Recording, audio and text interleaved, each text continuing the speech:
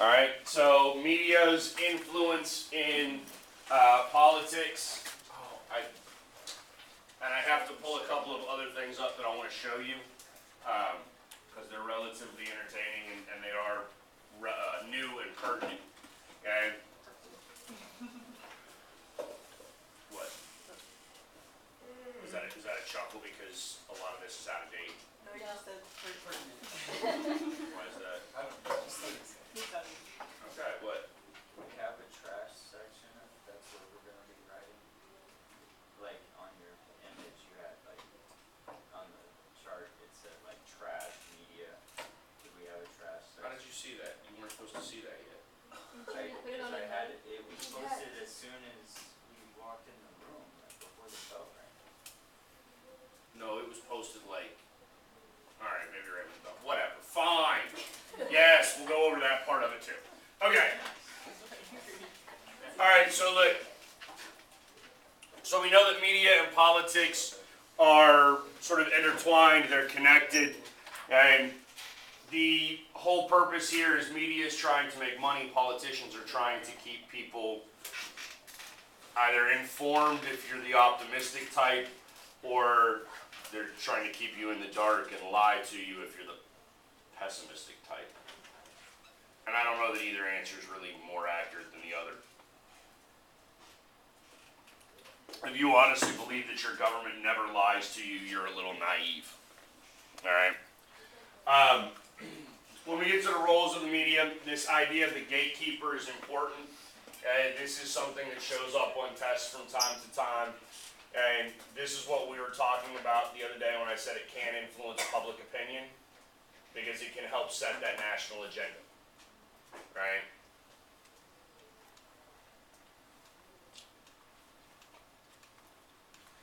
Okay. The second idea here is as a scorekeeper. So if you actually go onto CNN's website right now, I'm assuming they haven't taken it down. It was up like 48 hours ago. But CNN created a Trump campaign promise tracker. Right? And so they basically listed all of Trump's campaign promises, and then they have a little progress bar underneath the promises to see how far along Trump has gotten or how much progress he has made with each of those promises. Now, I'll be honest with you, I think CNN did that initially because they didn't think Trump would do anything that he said he was going to do. Now that CNN has got that up, and they've had it up for a little while, I think if they take it down, it's going to actually make CNN look bad, right? Which is why they'll probably keep it. Okay, so this is the idea, or is part of the idea here of scorekeeper, right? So to keep track of Trump's promises, his reputation, whatnot, all right? They also are sort of scorekeeper in terms of non-political stuff as well, right? So those like non-political aspects of politicians, right? Because they love to do all of the salacious, scandalous type things, right? So they keep track on, you know, who had an affair in the White House, or, you know, all kinds of stuff, right? And if you really get into it, if you started paying attention to that in detail,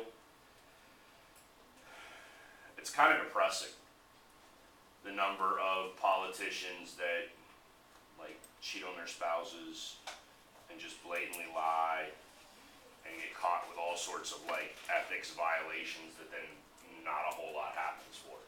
All right. And then we talked about the horse race element of elections already, right? So scorekeeper, Trump got so many votes in, or so many delegates in Iowa. He got so many delegates in New Hampshire. Here's the track of the race and how it's going, and then you get to, and we talked about this already, when it comes to people in California, they're like, yeah, I'm not even going to go vote in the primary because it doesn't matter. Because in California in 2016, it didn't matter. Clinton and Trump had already earned enough votes and received enough delegate support that California's primary election was 100% worthless, at least on a presidential level. And the media also functions as a watchdog, and this is probably, to me, this really is sort of the key concept. And this really should be their primary purpose, and this is one of the things that if you listen to Trump's rhetoric, becomes a little scary, right? The media is supposed to be able to inform us of any sort of problems or issues or scandals or anything like that that's going on within our government, right? So when you look at, and Iran-Contra and Watergate are always good examples, it's the media's job frequently to out that information to the American people. Okay? Now those were relatively well-known sort of scandals within politics. But like I said, given Trump's rhetoric, and truthfully given the media over the last 15 years or so, I would wonder about that as well. How many of us know what Fast and Furious is? Not the movie. I'm talking about the political scandal, Fast and Furious.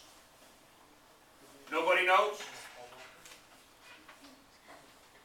See, and that's scary, because not one of you knows that the Obama White House was giving guns to Mexicans with the expectation that Mexicans in Mexico would go and kill drug dealers down there as a part of our 35-year-long war on drugs now in this country. Okay? Instead, what did we find out was happening with those guns? Some of them were being sold to cartels. Some of them were actually coming back into the United States illegally. Okay? And then being used here in the United States to commit crimes. You would think that the news media would want to cover that, right? And this is another one of those issues where you get that sort of in-depth argument of media having real serious bias. The media liked Obama. Most people liked Obama. Obama's a likable guy, right? So did they really talk about all of his issues in his White House? I mean, he got out of the White House and said his 8-year administration was 100% scandal-free. I just informed you about a fairly large scandal that none of you knew about. Which Republicans claim is a result of liberal media bias and them not reporting things. And now you have media trying to out information about Trump's possible ties with Russia, and Trump's immediately saying, you know, it's fake news, it's not real, yada, yada, yada. And now it might not be real. We don't know at this point. But the media has, in my opinion, as part of this watchdog role, they have an obligation to inform the American people as best they can. Okay, now that being said, if they are providing information to the American people that is dishonest and inaccurate, that's a problem too. Alright? So most influential in terms of setting a policy, agenda, not like the actual policy, but rather, like they don't get to tell you what the end result is, but rather how important things are. Alright? The media is also, obviously, you've recognized this, a sort of forum for candidates to make themselves known and gain popularity and get that name recognition out there. Right? If you go back and you watch, and again, this was something that was a little controversial at the time, okay? But if you went back this past summer and you turned the news on, it didn't matter if it was like the 6 a.m. CNN show, right, or the 11 p.m.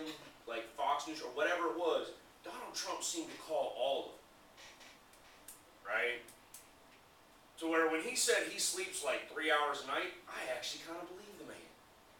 Because literally he would be on, like he would call in live to a news program at 11:30 at night, right? And then he would call in again at 6 a.m. the next morning. Right? Part of it is just to increase his brand and to talk about what he wanted to talk about to help make people aware of him as a candidate. Right? So the media can do that. Alright?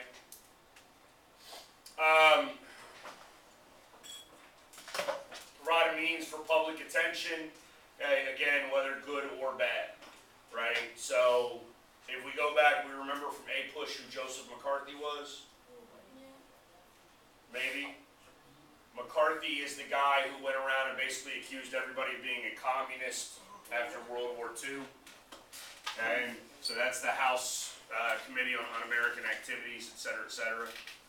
And the media can bring things like that to attention or to light. And we've talked about that linking mechanism before, right? So when we go back in sort of history in terms of government, the linking mechanism really used to be people to the party, party to the government. Parties, we've talked about, have lost a lot of their luster and sort of roles, and so now it goes from the people to the media to the government. And media also causes campaigning to be more expensive. Obviously, you see lots of advertisements on television, and those advertisements are generally candidate-centered, not policy-centered, and certainly not party-centered, and which are all aspects of what you see. All right? Sorry. They function as, put consultants up there. I don't know that that's the best word. But basically the media becomes a way for the public, or for the campaigns, for candidates to sort of test ideas, right? So that they can put something out there, see the initial response, right? And then either move on with it or walk it back, right? And I mean, Trump even openly admitted this after he was elected. When he was president-elect, there was some term that he used that, like, he even admitted he didn't really like. He didn't think that it meant anything. But they said it once, and the media loved it, and the people loved it, and he was like, all right, fine, we'll just keep using it, right? So there's that aspect of how the media sort of functions with campaigns. And the media also provides all sorts of information to the campaigns themselves, right? And you see that through the use of polls and things like that. And we talked a little bit in the past about, a couple days ago, about the White House manipulating media.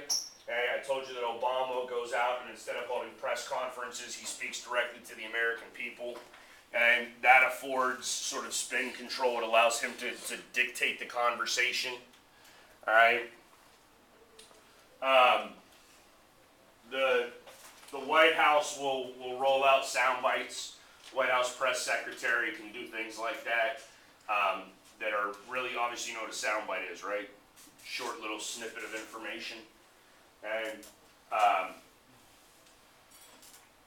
you'll notice they've gotten considerably shorter.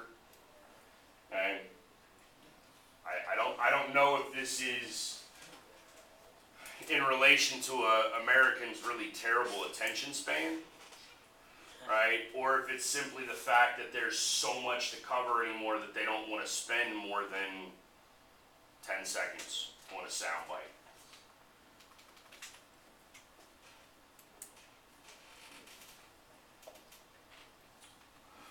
So the media, it tends to be a little bit more influential in primary elections than they are in general elections. And that might strike you as being a little bit of an odd statement, right? You would think that general elections people would have more, you'd have more influence because people pay attention more. Okay, but remember, we have the dichotomy of two parties. Are you really going to influence Republicans to vote against the Republican? Probably not. And so in the primaries, and especially when you see the party that is not in power in the White House, like the Republicans a year ago, they had a large number of candidates running for their primary. They needed a lot of sort of airtime on the media, and that can influence or sort of dictate what's going on or how the American people feel about all of that. The second one up here shouldn't surprise you at all, right? Undecided voters. Our true independent voters, the media has a larger influence on them. And now here's the fun stuff. Media bias. Right? First, you need to understand that there are multiple different types of stories. Alright? So you have what are considered routine stories. Routine stories are generally, here are simply the facts. Feature stories are stories that they build over time, they provide a fair amount of information on it, and there's generally a little bit of an editorial slant to it. Okay? Insider stories are then things that in reality the American people probably shouldn't have been made aware of. That go into this idea of leaks or information that people should not have easy access to. Alright? Why we have so many leaks now, there's a handful of different theories. One is simply the adversarial press. People don't like, it doesn't matter who's in office, right? Because if you got a Democrat, the Republican side of the press doesn't like him. If you got a Republican, the Democratic side of the press doesn't like him. Okay, so they're going to try to subvert him, right? So that's a reason for leaks. Okay, the sensationalist aspect of this, people want that juicy gossip type information, right? I mean, think about the number of people that paid attention in depth to politics in the mid-90s because Bill Clinton may or may not have engaged in some sort of activity with one of his interns. What?